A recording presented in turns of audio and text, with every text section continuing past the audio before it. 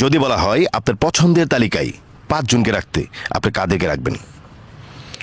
আমার বাবা, বাবা, আমার মা, ফাইন, আমার ভাই, ভাই, আমার বন্ধু বন্ধু, আর আমার বউ।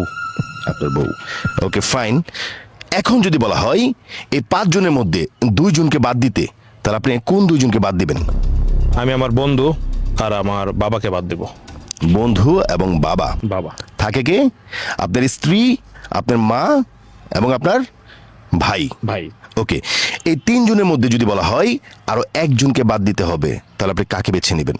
তাহলে আমি আমার ভাইকে ভাইকে বেছে নেবেন। ভাইকে বেছে নেব। Okay fine. ঠিক এখন যদি বলা হয় এই 2 জনের মধ্যে 1 জনকে বাদ দিতে হবে, 1 জনকে বেছে নিতে হবে, আপনার স্ত্রী এবং আপনার মায়ের মধ্যে কাকে আপনি বাদ দিবেন? খুব কঠিন। আমি আমার মাকে